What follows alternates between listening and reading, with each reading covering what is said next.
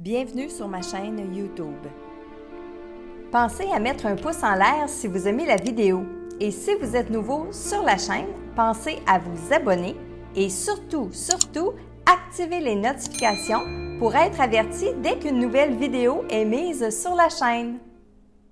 Salut Internet, bienvenue dans votre message de l'au-delà, message que je canalise de vos défunts avec un grand plaisir. Je me présente, Marilyn Coulombe, et aujourd'hui j'ai canalisé un message pour Anami Chachai de sa tante Caroline. Donc voici Anami, votre message.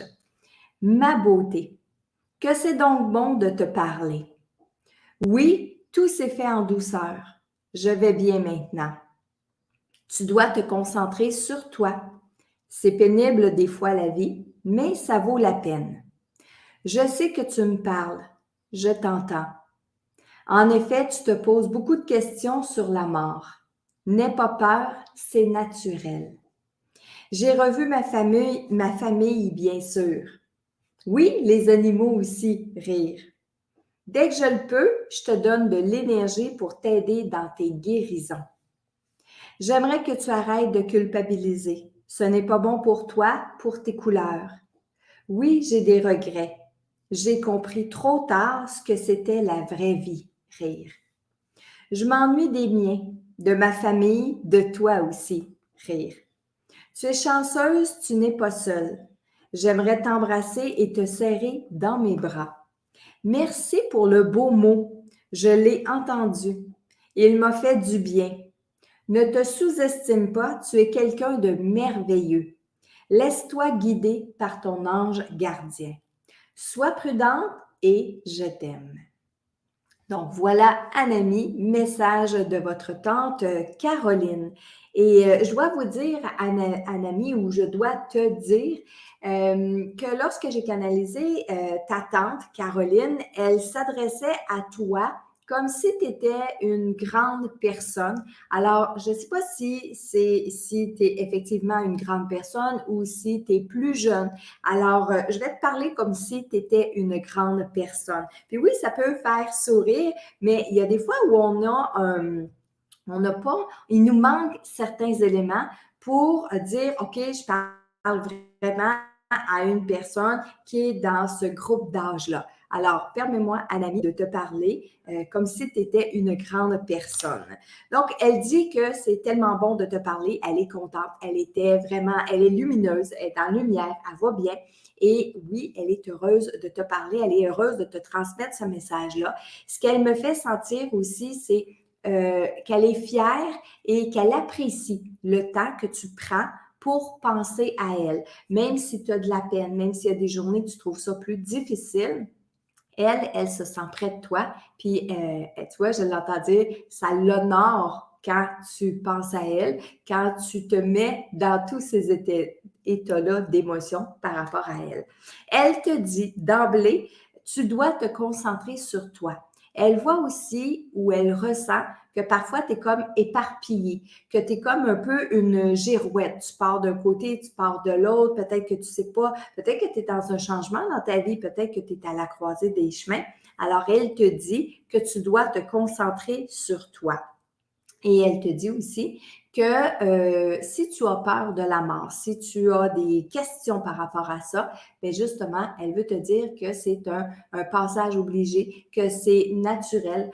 Oui, dans nos coutumes ou dans nos mœurs, c'est encore tabou de parler de la mort, mais c'est un phénomène qui est naturel puisque ça nous arrive à tous, ça va nous arriver à tous.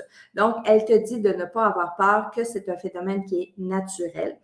Elle te dit aussi que dès qu'elle le peut, elle vient te donner de l'énergie. Comment elle fait ça?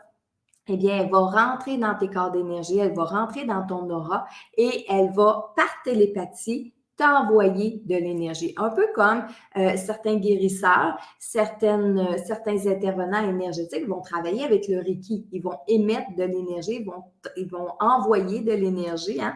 Donc, les personnes décédées peuvent faire ça avec nous. Donc, ta tante Caroline, c'est ce qu'elle fait avec toi. Elle va envoyer de l'énergie dans tes corps d'énergie, dans ton aura, pour te donner de la force, pour te donner du pep, pour te donner le courage de continuer ta vie, de continuer ta mission ici sur Terre.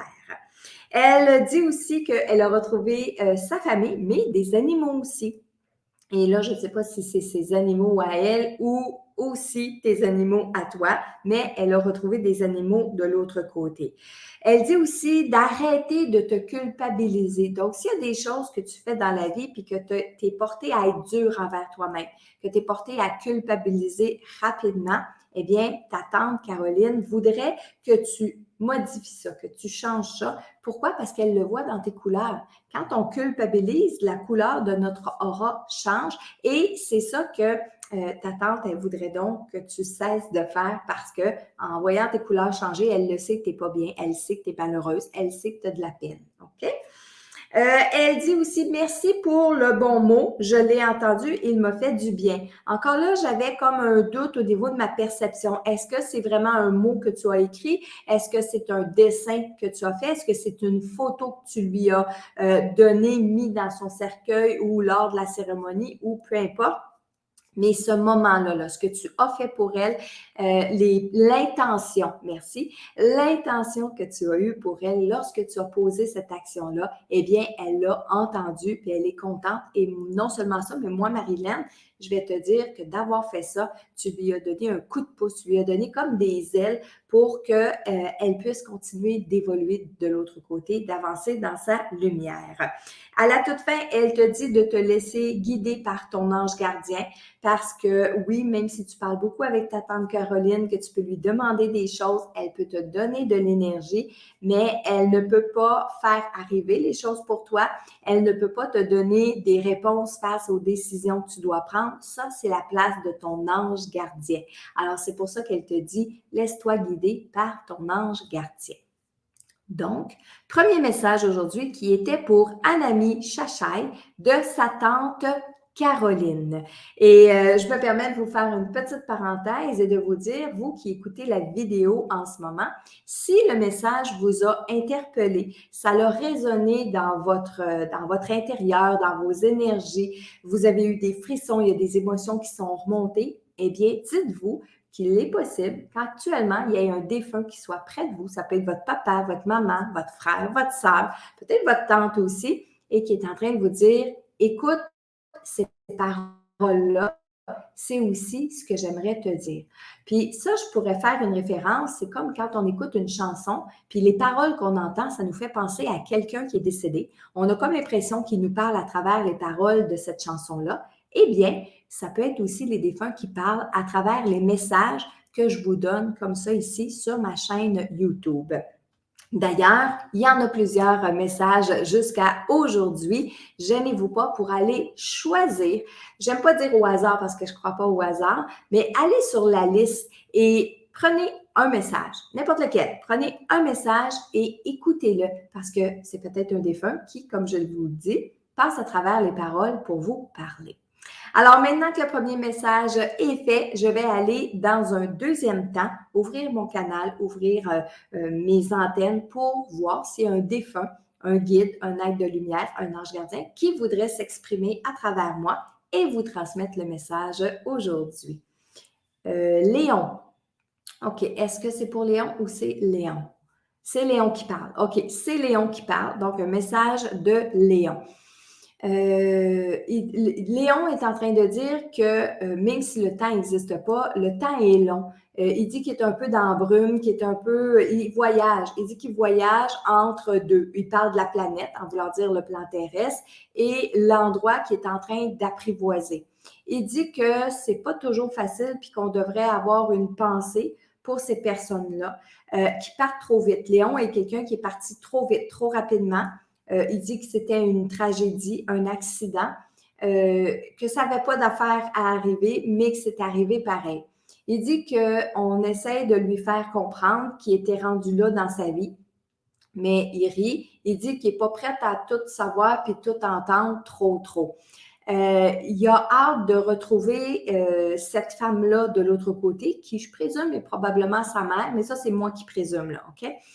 Mais je vois vraiment Léon comme en deux mondes. Je vois vraiment Léon comme si on voyait la planète Terre de loin, puis qu'on voyait la Lune ou Mars ou une autre planète plus haut, puis lui est entre les deux. Dans son voyage, il a entrepris son voyage. Il est conscient qu'il est décédé. Il est conscient de ça. Mais il nous dit qu'il n'est pas prêt à quitter complètement. Il pense que c'est temporaire et il ne sait pas qu'est-ce qui l'attend un peu plus loin. Bref, il est en cheminement. Mais quand il a vu ma lumière s'allumer, bien, ça lui a fait plaisir de venir parler parce que Léon, c'est quelqu'un qui aime parler.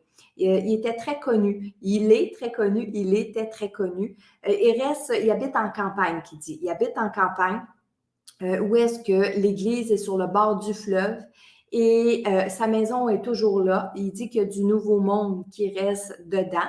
Il dit qu'il n'y a pas de trouble, il n'y a pas de problème, il est content de les savoir là parce que cette famille-là s'occupe bien de sa maison.